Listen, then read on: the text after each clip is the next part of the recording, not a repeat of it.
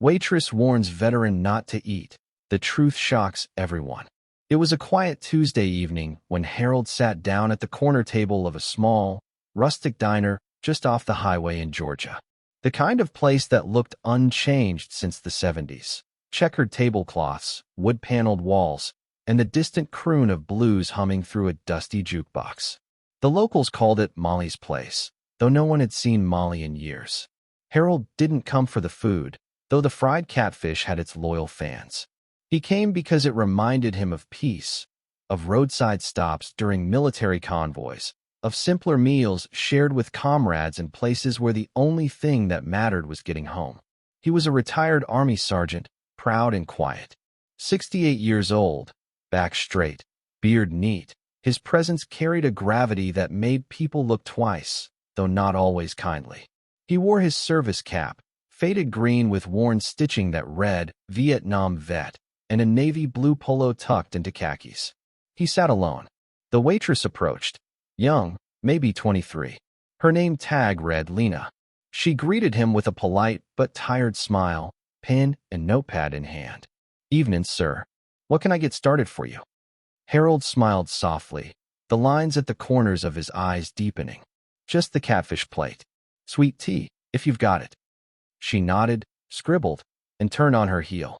The diner buzzed with the low hum of conversation.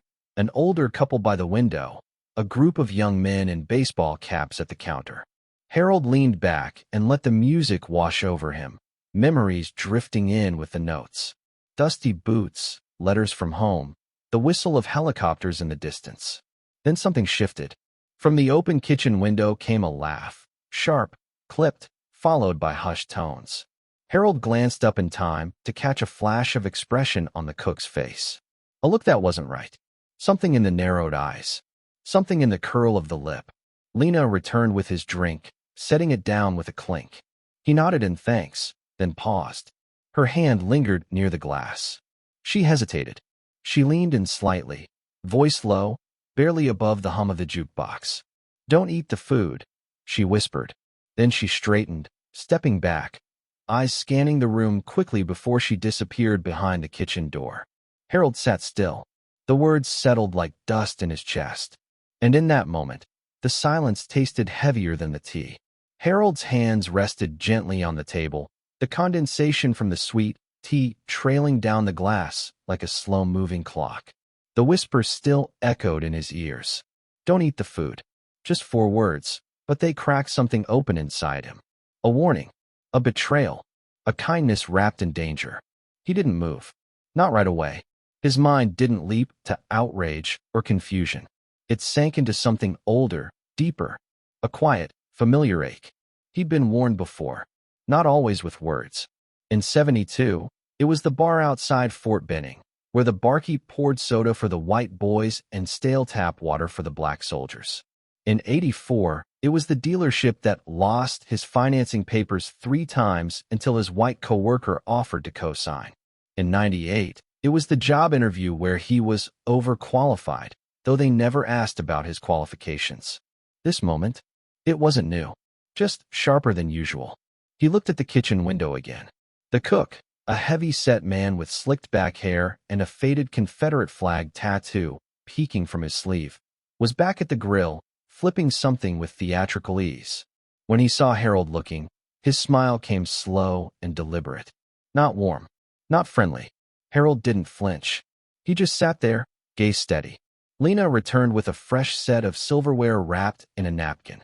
She placed it gently on the table, not saying a word, but her eyes flicked to his face. Pleading, urgent, apologetic. Then she walked away again, her ponytail swaying like a metronome of tension. Harold glanced down at the wrapped utensils, then to the kitchen, then, slowly, back to his untouched plate of catfish, which now sat beneath the heat lamp on the counter, waiting to be served. He could leave. He could make a scene. Or he could stay and see who thought they were serving a nobody. The plate arrived 3 minutes later, hot and steaming, carried not by Lena, but by the chef himself. He strolled out of the kitchen with a swagger that Harold had seen before, in barracks bullies, in MPs who thought their badge meant power, in small-town men who needed a uniform or a title to feel tall. The chef set the plate down with a smile that didn't reach his eyes. "Special touch on this one," he said, voice thick with mock cheer.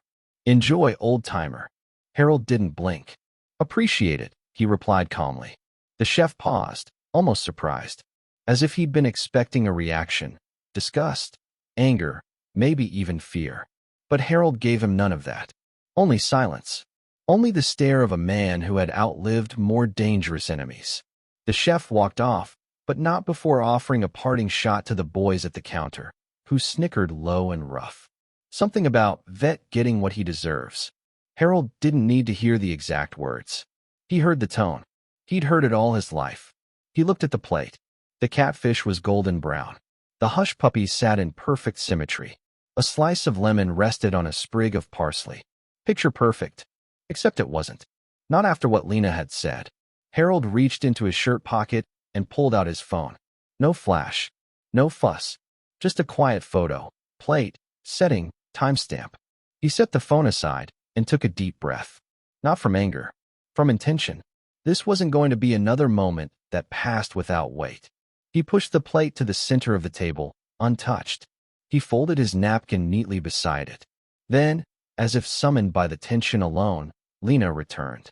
She stood by his side, her voice barely a whisper again. "I'm sorry," she said, eyes filled with something between guilt and fear. I didn't know you were." Harold tilted his head. "What?" he asked, his voice quiet but firm. "Didn't know I was what?" Her lips parted to answer, but then the door opened, and everything changed. The chime above the front door jingled like a shot across silence. Heads turned. Conversations paused.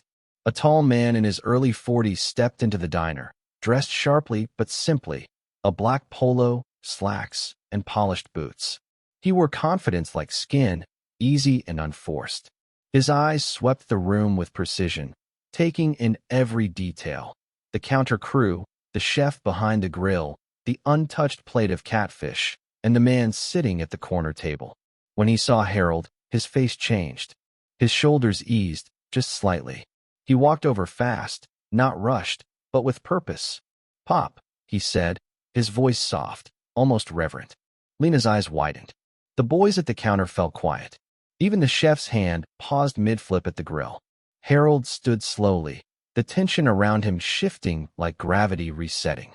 "Hey there, Marcus," he said, and for the first time all evening, his voice had warmth. They embraced briefly, shoulder to shoulder, firm but understated. Years of shared respect passed between them in that hug. Marcus turned to Lena first. "You told him not to eat it," he said. "Not a question. A confirmation." Lena swallowed. "Ah, yes. I didn't know he was your—" "You didn't have to know," Marcus cut in, but his voice wasn't angry. It was steady, heavy with meaning. "You did the right thing." Then he turned to the kitchen, to the man who'd prepared the plate, and the words that came next landed like thunder behind calm skies. "Clyde," he called, "step out of that kitchen." The chef froze. Marcus' voice wasn't loud, but it didn't need to be. "You spit on my stepfather's food?" Silence. Absolute. No excuses now. No sarcasm. No laughter from the boys at the counter. Clyde finally stepped into view, wiping his hands on his apron, trying to pull a smile back onto his face like a mask. "Didn't know who he was," he muttered. Marcus didn't blink. "Does that change what you did?"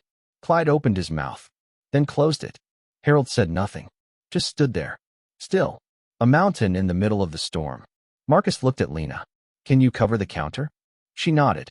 Then he turned to Clyde, his voice low and sharp. "We're going to talk. Now." In the back.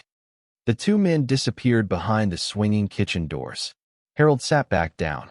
He still hadn't touched his food. The kitchen door swung shut behind them, leaving the diner's front frozen in a hush. All that remained was the faint hiss of the grill and the whisper of murmurs that dared not rise above the clink of silverware. Marcus and Clyde stood face to face in the cramped kitchen, surrounded by shelves of canned goods and simmering pots. The air was thick, not with steam, but with consequence. "You spit on his food," Marcus said again, slower this time, as if the weight of each word needed space to land. "My stepfather." Clyde ran a hand over his scalp, suddenly smaller in posture, his earlier bravado evaporating under the fluorescent lights. "I didn't know," he said, voice brittle. "You think I'd have done it if I'd known who he was to you?" Marcus's stare didn't waver. "So what if he wasn't? What if he was just another black man coming in for dinner? You'd still serve him spit?" Clyde looked away. It was a joke. A stupid damn joke. The boys at the counter, they were laughing, egging me on. I didn't think. "No, you did," Marcus snapped. "You thought exactly what they were thinking. You just didn't think you'd get caught." There was a pause. Clyde's hands trembled at his sides. "I didn't mean no harm. Spitting in someone's food ain't harmless," Marcus cut in. "Especially not someone who wore a uniform so you could stand in this kitchen and run your damn mouth." The silence that followed was different than the one out front. This one burned. Marcus took a breath, then another. He looked past Clyde for a second, like he was trying to gather what little restraint was still hanging on inside him. "You know," he said finally, "my mom married that man after he came home from Vietnam. She said he barely spoke the first year, couldn't sleep without waking up shaking. But he raised me like I was his own. Never once made me feel like less." He stepped closer, his voice dropping to something almost gentle. "He taught me how to shave, how to drive, how to keep my head up when someone like you looked at me like I didn't belong." Clyde's eyes were wide now. Something raw moved behind them. Regret, maybe. Maybe something closer to fear. "I'm not gonna yell," Marcus said. "I'm not gonna fight you. But you are going to apologize. Out there." To his face. Clyde blinked. "You serious?" "You don't have a job here if you don't," Marcus said simply. And with that, he turned, pushed the kitchen door open, and walked back into the dining room, leaving Clyde behind. The air shifted the moment Marcus stepped back into the dining room. Every head turned. Conversations that had dared to restart fell silent again. Harold hadn't moved. His plate sat untouched, steam long gone. The food now a quiet witness to what had almost been. Lena stood at the counter, her jaw tight, ready to intervene if needed. And then, the door swung once more. Clyde emerged from the kitchen. His apron was off. His hair was damp, maybe from the heat, maybe from the pressure. He looked different now. Smaller. Not physically, but in presence. Like a balloon that had finally deflated under its own arrogance. He walked toward the table slowly, hands by his sides, eyes fixed on Harold. The silence was deafening. He stopped just short of the table, cleared his throat. I was wrong," he said, his voice cracking slightly. "What I did there ain't no excuse for it." Harold didn't respond. Didn't even blink. Clyde fumbled forward. "I didn't know who you were. Didn't know what you'd done. That you served." The words came out thin, like a defense trying to dress itself up as remorse. Harold's gaze finally lifted. He looked Clyde dead in the eye. "And if I hadn't worn this hat," he said, voice low, steady, "would you have still spit in my food?"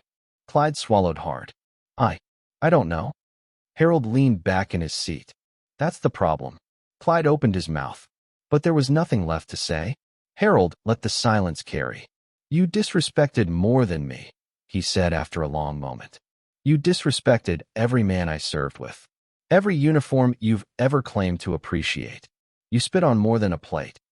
Clyde stood frozen, shame starting to seep into the corners of his stance. "I'm sorry," he said again, this time quieter. "For real." Harold nodded slowly. "I hear you," he said. "But I don't forgive you. Not yet." He stood, picked up the plate, and calmly walked it to the trash bin by the counter. With one quiet motion, he tilted the food in. Every crumb, every hush-puppy, every insult baked into it. Then he turned back to Clyde. "Some things can't be wiped off with an apology," he said.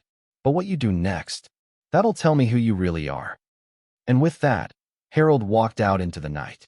The night air met Harold like an old friend, cool, familiar, and honest. He walked slow toward his truck, the gravel crunching beneath each step. The parking lot was half full, half forgotten, just like the town. But the sky above, unbothered, infinite, stretched wide and black, stars hanging like questions he'd stopped trying to answer decades ago. He didn't look back at the diner. Didn't need to. The weight of the evening settled in his chest, not as rage, but as weariness. The kind that didn't pass with time. The kind that stayed stitched into your bones, no matter how many medals you earned or salutes you got at parades. He opened the driver's side door and paused, resting one hand on the frame. What stung wasn't the food. It wasn't even the spit. It was that all these years later, after surviving war, after raising kids, after outliving friends who never got a chance to come home, he still had to be warned not to eat what was put in front of him. Still had to rely on whispers. He climbed into the cab, closed the door gently. No slam, no spectacle. Inside the quiet, he looked at the photo he'd taken. Plate, timestamp, receipt. He'd lived long enough to know that the burden of proof was always heavier when the man carrying it was black. But tonight, the evidence didn't matter.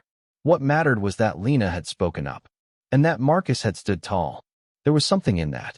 Not enough to erase the bitterness, but enough to stir a flicker of hope. He exhaled, started the engine. The headlights cut through the darkness like a promise. And Harold pulled away, not fast, not slow, just steady. Back inside the diner, Marcus stood still, his arms crossed over his chest as he watched Clyde stare at the floor. The room had softened, its hostility diffused by Harold's quiet dignity and departure. But the weight hadn't lifted. Not for Marcus. Lena returned to her post at the counter, wiping it down with precise, shaking movements. The boys in the caps had paid and left, their laughter gone. No jokes now. Just silence. Just reckoning. Marcus finally spoke. You ever ask yourself what it means to be decent, Clyde? The chef didn't answer. Marcus took a step closer, his voice calm but relentless. It's not about knowing someone's a vet. It's not about whether they've got stripes or medals. It's about how you treat people when you think no one's watching. When you think there won't be consequences. Clyde rubbed the back of his neck, eyes damp. I messed up. Yeah, Marcus said. You did. He let that hang for a second. You can quit. Walk out that door. Or stay and do better. But not one more plate leaves that kitchen until you figure out who you're feeding and who you are. He turned away, heading for the register. Lena, he said, you're on prep now. You get a raise, starting tomorrow. Her mouth parted in shock. Wait, You did the right thing when it counted, Marcus said simply. That matters. She nodded, eyes shining with something she hadn't felt in this place in a long time. Dignity. Marcus grabbed a clean rag from behind the counter and started wiping down Harold's table. Every slow stroke felt like penance, not for his own sins, but for what had been allowed to fester in this place. He looked at the plate that had been dumped in the trash, the grease still fresh on the liner. And then he looked toward the door, toward the place his stepfather had walked out through without raising his voice, without making a scene, but leaving behind a silence that screamed louder than any words could. The sun rose slow and soft over the Georgia pines, casting golden threads through Harold's kitchen window. He sat at the small table by the wall, a mug of black coffee in his hand, the steam curling upward like a memory. He hadn't slept much. Not because of anger. No, that would have been easy. It was the ache. The old kind. The kind that wraps itself around your ribs and waits for you to breathe. He kept replaying Lena's whisper. The way her voice trembled not from pity, but from fear. That girl had risked her job for a man she didn't know. That meant something. And Marcus, Harold hadn't expected to see him walk through that door. He hadn't even told him he was stopping by the diner. They weren't the kind of father and son who said every little thing out loud. But somehow his boy had known. Maybe not where. Maybe not when. But he'd known something was wrong. Harold stared into his mug, the surface still and dark. He thought about the day he married Marcus's mother, how the boy had been 5, already wide-eyed and watchful, how it took time for them to find their rhythm. But when they did, Lord, it had been solid. Not loud love, not Hollywood, just steady, like the way Marcus had stood in that diner. Harold took a sip, winced at the bitterness. He reached for the newspaper but didn't open it. Instead, he picked up his phone, scrolled through a few messages, then stopped at the photo. The plate, untouched, still framed like evidence. But he didn't delete it. He forwarded it. To Marcus. No words. Just the image. A minute later, the phone buzzed. A reply. Let's talk. Come by the diner around noon. Harold stared at the screen for a moment. Then he smiled, just a little. Not because things were fixed, but because they weren't being ignored. When Harold walked back into the diner that afternoon, the air smelled different. Still fried, still southern, still homey, but lighter somehow. Like the place had been scrubbed not just with soap, but with intention. Lena greeted him first. Not with hesitation this time, but with a quiet, respectful smile. "Good afternoon, Mr. Carter," she said, eyes steady. "Lena," he nodded. She led him to the same table, the one in the corner, but it had been wiped down, polished, reset. No sign of the past remained, except the unspoken truth that everyone now carried with them. Marcus came out from the kitchen, apron on, sleeves rolled up, hands clean. He looked tired, but clear-eyed. "Glad you came," he said. Harold eased into his seat. "You're still here," he replied. Marcus sat across from him. "Clyde's not." Harold raised an eyebrow. "I didn't fire him," Marcus said. "He quit this morning. Left a note. Said he had to figure out who he was. Said he'd been carrying poison too long, and it finally spilled." Harold sipped the water Lena had brought. "You believe him?" Marcus shrugged. "I believe it's not my job to finish his story, just to stop letting it stain ours." The two men sat there for a beat, silence stretching like a familiar coat. Marcus leaned forward. "Pop, I know what that felt like yesterday, what it looked like, and I hate that you had to carry that, again." Harold stared out the window for a moment. "You can't fix what's already done," he said, "but you can stop it from repeating. You did that." Marcus swallowed, his voice lower. "I just wanted you to know I saw it. All of it. And I'm not going to pretend it didn't happen." That hit something deep. Harold nodded slowly. "I raised you right," he said, the words low but warm. Marcus smiled, just a flicker. "Yeah," he said. "You did." Words spread fast in towns like theirs, not through headlines or hashtags, but through barbershop chairs, gas station stops, and whispered retellings in Sunday pews. People talked. Some didn't believe it at first. "Clyde? No, he's been cooking at Molly's for years. Couldn't be him." Others shook their heads with a sigh. "I always had a feeling." But the ones who mattered, the regulars, the newcomers, the folks who felt unseen in places like that, they heard the story loudest. They heard that a black man had been warned not to eat his food. They heard that a black waitress had risked her job to speak up. And they heard that the man she warned owned the place. Well, not technically, but emotionally, spiritually. Harold Carter had walked out with more dignity than most men ever learned to carry. And Marcus? He wasn't just managing a diner anymore. He was managing the tone, the ethics, the soul of a community that had too often let racism slide in through the side door. Business didn't slow. In fact, it picked up. Black families started showing up more. Not because they were hungry, but because they were watching, waiting to see if this place really could be different. And it was. Lena was promoted to assistant manager 2 weeks later. Marcus instituted a policy that every staff member had to go through equity and bias training, led by a local nonprofit Harold had quietly recommended. A new chef was hired, younger, quieter, and trained by Lena herself. He didn't say much, but when Harold came in, he made sure to step out of the kitchen and shake his hand. "I hope I can serve you right," he said, voice honest. "You already are," Harold replied. The ripples didn't stop at the diner. A teacher in town shared the story in her classroom, not the details, but the lesson. About courage, about legacy, about what happens when someone chooses to break the silence. Even Clyde, weeks later, wrote a letter. Handwritten. Shaky script.